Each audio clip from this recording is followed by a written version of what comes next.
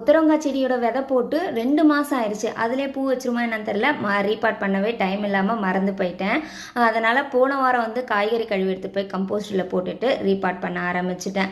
இந்த பச்சை மிளகாய் செடி வந்து மாடி தோட்டத்தில் எலிக்கு பயந்து கொண்டு வந்து கீழே வச்சுருந்தோம். அதில் சைடில் ஏதாவது ஊனி வச்சுருவோம். அது வளர்கிறதுக்குள்ளார இதுவும் வளர்ந்துரும்ட்டு தான் கொத்தரங்காய் பிளான் பண்ணி 4 விதை போட்டிருந்தோம். 3 சூப்பராக நல்லா ஹைட்டாக வளர்ந்துருச்சு. 1 கொஞ்சம் டல்லாக தான் இருந்துச்சு. இதை வளர்ந்து வந்ததை என் பசங்க போகிறப்போ உடச்சே விட்டுடுறானுங்க. அதனால் அன்றைக்கி ரீபாட் பண்ணியிருந்தேன். 3 பெரிய பெரிய தொட்டியில் வச்சுட்டு கொஞ்சம் குட்டியாக இருக்கிறத சின்ன தொட்டிலேயே வச்சுட்டேன். ஆனால் அந்த சின்னது பொழைக்கவே இல்லை. 3மே நல்லா உயிர் தண்ணி கொடுத்ததுக்கப்புறம் நல்லா செழிப்பாக வளர்ந்துருந்தது. 2 நாள் இடைவெளி விட்டு அதுக்கப்புறம் மாடி தோட்டத்தில் கொண்டு வந்து வச்சுருந்தேன். சூப்பராக புது தளிர்கள்லாம் வச்சு நல்லாவே வளர்ந்துட்டுருக்கு. ஒன்றுத்துக்கு மட்டும் மண் குறைவு கொஞ்சம் கம்மியாக இருக்குது, இன்னும் போடணும். மற்ற 2மே நல்லா புது தளிர்கள்லாம் வச்சு நல்லாவே வளர்ந்துட்டுருக்கு. இதுக்கப்புறம் இதை காய வச்சதுக்கப்புறம் பூ வச்சதுக்கப்புறம் பார்க்கலாம். இந்த வீடியோ இதோட முடிச்சிக்கலாம். பிடிச்சிருந்தா லைக் பண்ணி ஷேர் பண்ணி சப்போர்ட் பண்ணுங்கள். தேங்க்யூ. Happy gardening.